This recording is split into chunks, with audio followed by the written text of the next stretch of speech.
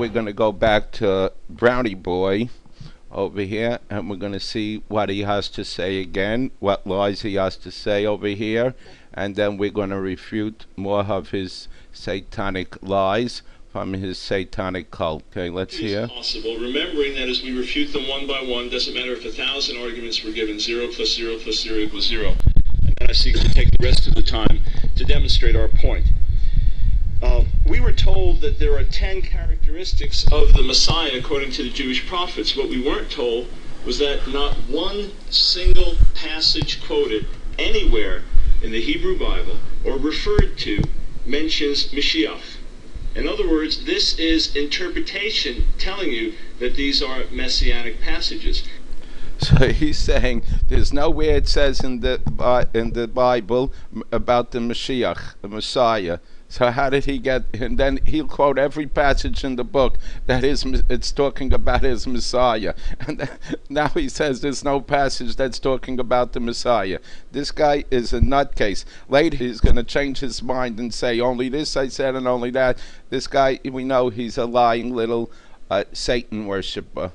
How do we know that these alone are messianic passages? How do we know that these tell the whole story? Not a single one said Mashiach. Now, what we must do is go through the scriptures and see how the messianic idea developed, and then see what the prophets did speak of, and then see who fulfilled them. In terms of some of the specific objections, we were told, for example, that the Messiah was to be a descendant of David, and that tribal affiliation is determined paternally, according to the Torah. And Numbers was cited. In point of fact, the opposite is true in cases where there is not a male father.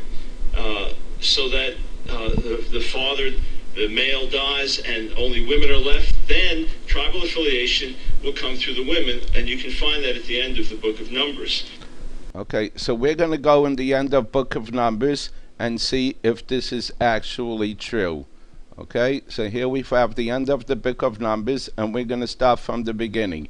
And the heads of the fathers' houses of the family of the children of Gilad, son of Manasseh, of the family of son of Yael, came near and spoke before Moses and before the princes and the heads of the fathers' house and the children of Israel. And they said, the Lord commanded my Lord to give the land for inheritance by lot to the children of Israel. And my Lord was commanded by the Lord to give the inheritance of Zelophehad, our brothers, and to his daughters. And if they be married to any of the sons of the other tribes of the children of Israel, then will their inheritance be taken away from the inheritance of our fathers, and will be added to the inheritance of the tribe whereupon they shall belong. So will it be taken from the lot of our inheritance. And when the Jubilee of Chim, and then we go. And Moses commanded children of Israel according to the word of the Lord, saying, the tribe of the son of Joseph speaketh right.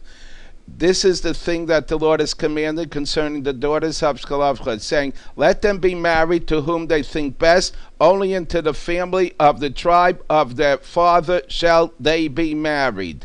So obviously he's lying when he says it goes to a different tribe. Here it says clearly that it goes to a different tribe. So again, he's a liar. Next, go to the next case. A Jew until his last breath.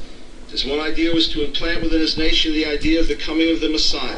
And all this, Jesus is the most Jewish of Jews, more Jewish than Hillel. From the standpoint of general humanity, he is indeed a light to the Gentiles. According to modern Orthodox Israeli scholar Pinchas Lapid, Jesus was utterly true to the Torah, as I myself hope to be. I even suspect that Jesus was even more true to the Torah than I, an Orthodox Jew. Strange that there's such different authority as Messiah to pronounce forgiveness of sins and bring people into... Who gave him the right as a Messiah? Who made him a Messiah? Okay, if you listen to the tape, they say, oh, the rabbis have no authority to who's the Messiah. But who has? Matthew, Luke, Jack, Jill, John, they have the authority who's the Messiah? This guy is a joker. Let's hear more from this joker. Right reconciliation with God. More importantly, we were told that he violated don't add or don't subtract. In point of fact, it is rabbinic Judaism that has violated don't add to the commandments or don't subtract. There are thousands and thousands and thousands of things that rabbinic Jews do in great sincerity and great zeal and great devotion that are not found anywhere in Torah, and yet they are considered binding law by the thousands. Just start sitting down and reading Talmud and look at all the things discussed. Look at the standard Jewish law code, Shulchan Aruch, etc., etc. Thousands of things added, not taught. And many others taken away, although there is no Torah mandate to replace sacrifice with prayer. This was done by the sages at the end of the first century.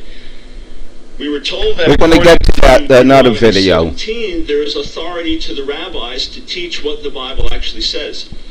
With Deuteronomy 7, Talmud, Bava Metzia 59b, God himself can be overruled by the majority of the sages. In other words, if the majority of the rabbi says this is what the law says, and God from heaven says that's not true, you can overrule him.